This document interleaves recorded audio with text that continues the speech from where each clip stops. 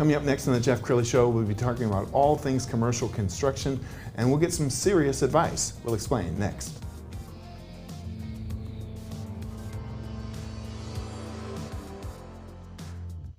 Many are predicting that the worst is yet to come, which is unfortunate, said one person here.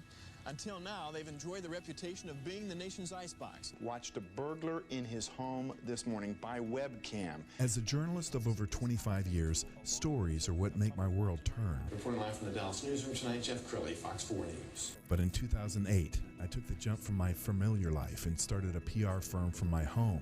We're talking about anyone with a camcorder like the one I'm using becomes a television network. We started slowly growing the company, and we now have over 100 clients, and we've branched into the world of live digital broadcasting. I now own 8 different TV studios and have a huge team, and the stories that I now get to share are sometimes the most important of my life. Life has a funny way of coming around full circle. This is the Jeff Crilley Show. So a couple years ago, my wife and I went back to look at all of the old J.R. Ewing episodes from the 80s, and it was remarkable how the architecture and the design of all those office buildings just screamed 80s. And it seems like every decade we go through new changes. So to talk about changes in construction, Justin Nunn, he is the president of the Sirius Building Company. Thank you for coming on the show. Yeah, thank you for having me. All right, before we get into office design, I want to talk about how you got started in this. Your dad actually inspired you. Yeah, so my father, like his father, was in construction, and I can remember being 4 years old out there with a hammer, trying to learn to hammer a nail, learning the different names of the tools, handing him the tools he wanted me for his project. So yeah, he definitely inspired me. I wanted to do computers for a long time, but after I graduated from college, I realized that construction had something I was familiar with and really enjoyed, so stuck with that.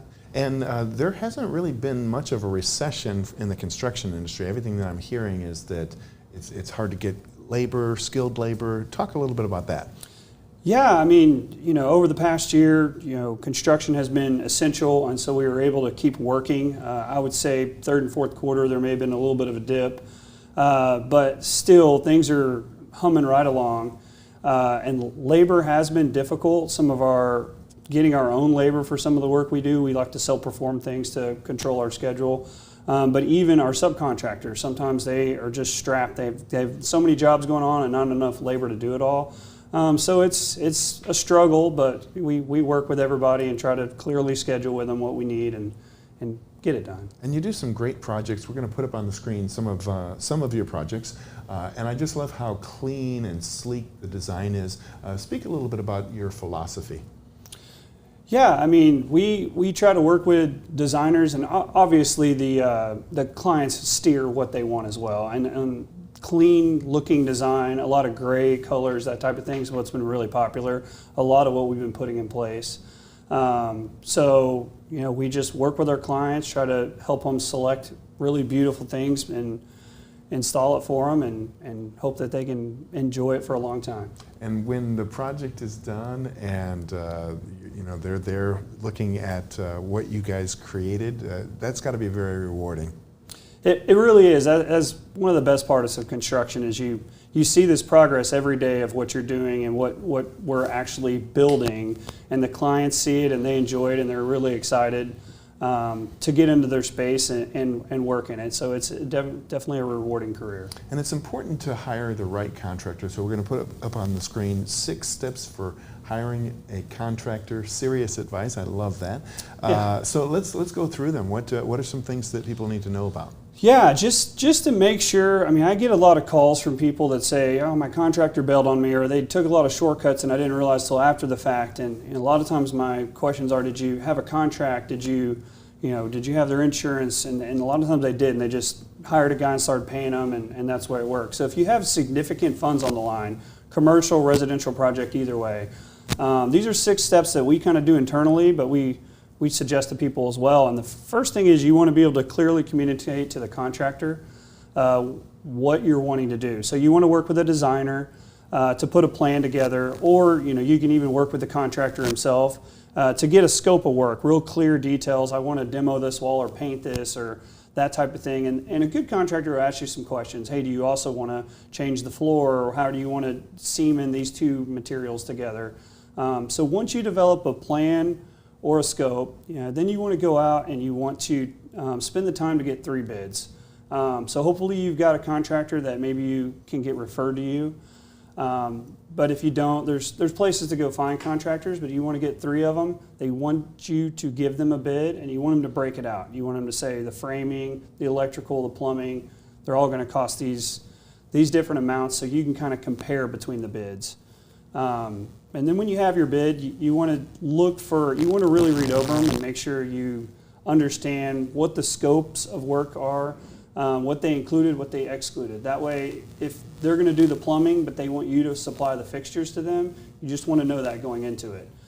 And then you want to make sure you're comfortable with your contractor. You want to make sure they seem like a good, honest person and that they clearly can communicate to you. So if you feel like you have that person and you like their bid, that's the person you want to hire. So then you just need to get a contract put together and get some insurance that lists you as additionally insured in case there is a problem.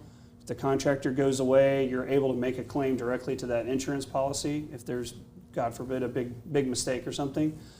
And then the contract just protects you legally from any mishap, so to speak.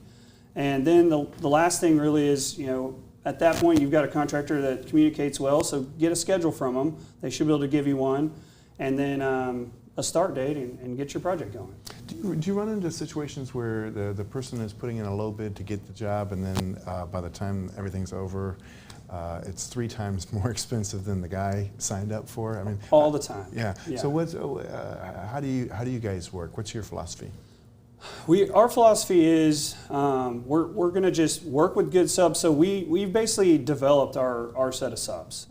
We tried new different guys all the time, but we know the guys we have are good in quality. And so we get bids from them, and we take their bids and give a proposal to somebody. And we may not be the low bidder, but we know we're going to do a good job. We're going to communicate. We're honest. We're going to tell you when there's problems. If we've made mistakes, we're going to fix them. So that's our philosophy, is just to take care of our client so that we can basically build their dream, and so they can service their customers. You ever get a case where you're coming in to fix somebody else's work? Yeah, it's definitely happened. We've been seeing more and more that either subs are going out of work, which has happened to us, and we've got to replace them. But even general contractors are struggling sometimes, and they disappear on a client. We go in and we have to, so to speak, mop up what their mistakes have been. We've got a project right now that we're going in that the general contractor just bailed on the project, and it's almost done. So we're just going there, trying to help the client finish the job, fix any mistakes, and get it completed so that they can use it for its intended purpose. Yeah, and I know there's a lot of pressure on you guys, because I remember famously the big Allen football stadium had problems for a long time, and it was very expensive to repair. Right. So getting the right company in on day one is so important, isn't it? It really is. I mean, if you may not want to select a low bidder just because, like you said, they may be realizing there's going to be problems that they're going to change order for you later. I'm not saying that everyone does that, but sometimes that is a strategy some of the low bid guys will use. So you also don't want to necessarily go get the highest bidder. So that's why you get 3 bids. You find someone you're comfortable with, and then hire that person, and just realize that you may want to spend the money to make sure the job's done right, and you can trust the people you're working with. Outstanding.